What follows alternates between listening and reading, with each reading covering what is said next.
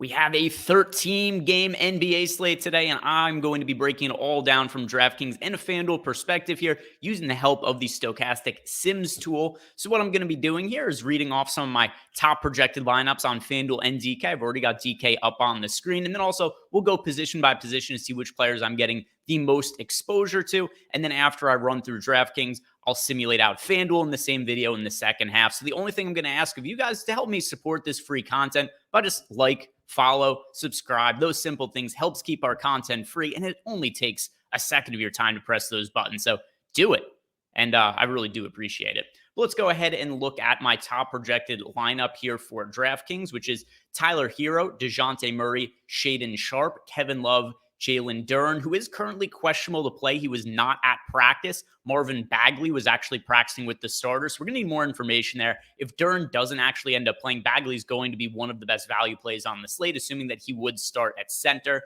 In Duren's place, D'Angelo Russell, Ben Simmons, and Mike Conley rounding out the rest of this lineup. And yeah, just standard practice for NBA, especially on a 13-game slate. Make sure that we are checking the injury reports later in the day to see who's in and who's out and what the best value is of those situations. But let's go now position by position, starting with the point guard and see which players we're getting the most exposure to here, and then who also we are underweight to. So at point guard, we have a handful of players here we're getting 20+% exposure to. DeJounte Murray, who's just been priced a little bit cheaply to open up the year. Ben Simmons, the Nets are shorthanded, especially with Spencer Dinwiddie out. So we've seen the Nets missing players in recent games, and now Dinwiddie added to the injury report. So the Nets very shorthanded now. CJ McCollum, Bones Highland, D'Angelo Russell, rounding out the players I get 20+% exposure to. And at point guard, coming in underweight to Drew Holiday, Taylor Horton-Tucker, Fred VanVleet, and Dennis Schroeder. Moving on to the core plays at shooting guard. Shooting guard, I'm getting the most of DeJounte Murray's multi-position eligibility. Lonnie Walker is also going to come up when we talk about small forwards in a second here. So Lonnie Walker is who I expect the Nets to start in place of Spencer Dinwiddie. Lonnie Walker, we saw him start the second half last game after Dinwiddie hurt his ankle in the first half. And then Norman Powell, who was weirdly point guard eligible on DraftKings today. Yesterday. He was point guard eligible. Today, only shooting guard, but getting to a good amount of him. Clippers not expected to have James Harden available tonight. I would expect over the weekend or whenever the Clippers' next game is. Maybe it's Friday. Harden will probably be available for that one. But until then, Clippers going to be shorthanded because they traded away so many of their veteran pieces in exchange to make the salaries work to bring in James Harden. And then Shaedon Sharpe, D'Angelo Russell, and Jalen Green, the other shooting guards that I'm getting to over 20% here. Underweight to a lot of the same guys that I was underweight to with point guard eligibility. Drew Holiday, Dennis Schroeder. Jalen Green, even though I do have 20% of him, he's projected for 26% ownership, so am technically a little bit underweight to him there. Small forwards. Small forwards I have the most exposure to. Ben Simmons, Lonnie Walker, Shaedon Sharpe, all players that we've talked about so far. And then LeBron James here, overweight to him as a pay-up option. LeBron only projected for 7% ownership. We saw the Lakers start the year with LeBron playing limited minutes. After the game, Darvin Ham came out and said, that's going to be the status quo. LeBron's going to be playing limited minutes going forward, and then he played normal minutes the next game because coaches, dirty, filthy liars in the NBA. They're not capable of telling the truth. So LeBron, I'm not too concerned about his minutes. His price point is down. He's projected for very low ownership today. Nobody that we have massive stands in terms of coming in underweight to the field to at small forward. Power forwards now. Power forward spot, nobody popping up in a massive amount of lineups, but do have 20+% of John Collins, Jabari Smith, and Kevin Love, while we're underweight to the field on Jalen Johnson, who's been a massive chalk play as of late. Project for 20% ownership again today, even on a 13-game slate, but no other real stands at the position. And Kevin Love only projected for 8% ownership, so this is a good contrarian play at power forward, and I'm sure he's going to be seen here at center as well because he has center eligibility. Yes, so center eligible players we're getting the most exposure to: Clint Capella, Kevin Love, John Collins, and Şengün. And then coming in underweight to Onyeka Okongwu, which really correlates nicely with the amount of Clint Capella we're getting to, because Okongwu and Capella, while they did share the court together briefly a couple of games ago, they're not playing a massive amount of minutes together. And on a 13-game slate, if Okongwu is going to be north of 20% owned, it makes sense to play some Clint Capella, where if Capella has a big game and plays more of the bulk of the center minutes, that is going to mean a lesser game for Onyeka Okongwu. So that's a walkthrough of the DK slate. Let's go ahead and simulate out FanDuel now.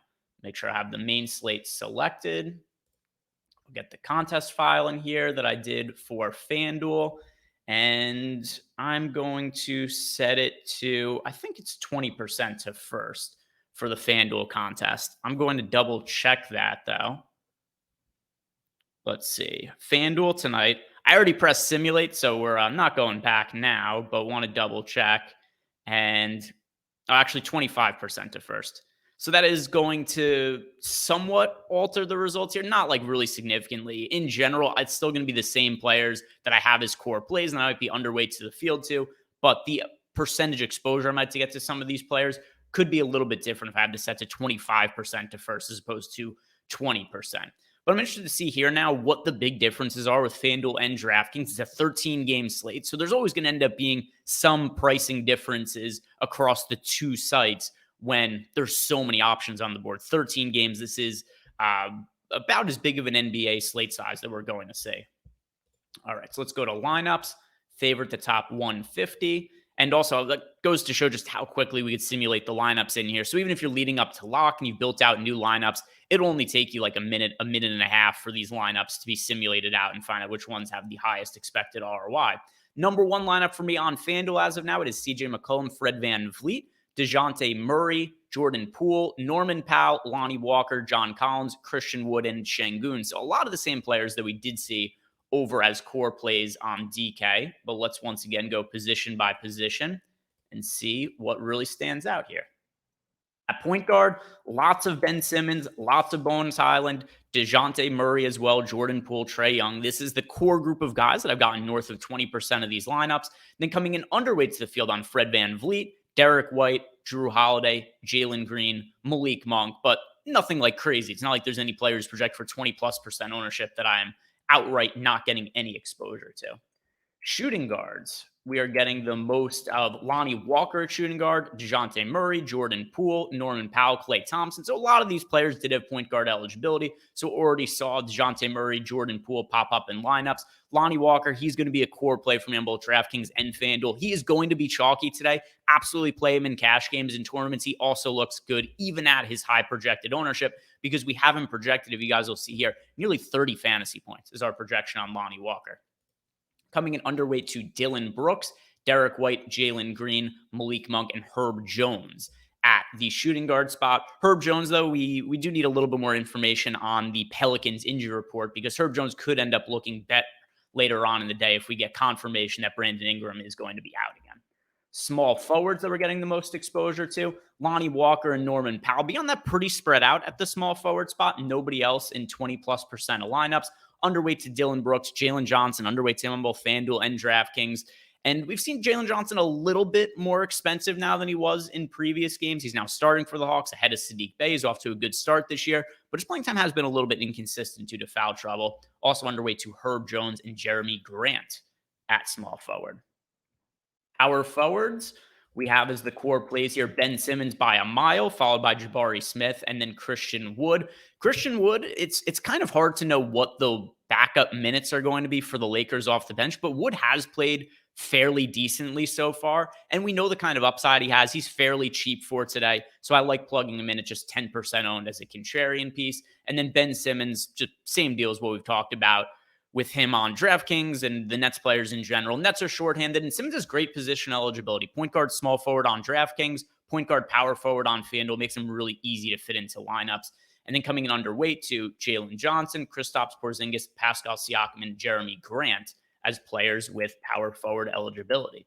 Center on FanDuel, the core options are Şengün, Tillman, and Christian Wood, while we are coming in underweight to the field here on Porzingis, who's power forward and center eligible, but no real crazy chalk at the center spot. If we look at the center ownership, the most popular player is Şengün at 17% owned, so there's no real chalk at FanDuel center. The field is pretty spread out there. So that's a rundown of everything for FanDuel and DraftKings in terms of core plays, some top lineups. If you guys like this content, do me a favor, like, follow, subscribe. And tonight, NBA Live Before Lock, I'm going to be with Eric Lindquist from 6 p.m. to 7:30 p.m. Eastern time, so the hour leading up to lock, and we'll stick around for 30 minutes after to just react to any kind of late-breaking news and also sweat the games as they are going on. So guys, thank you very much for watching. I hope to see you tonight, and good luck.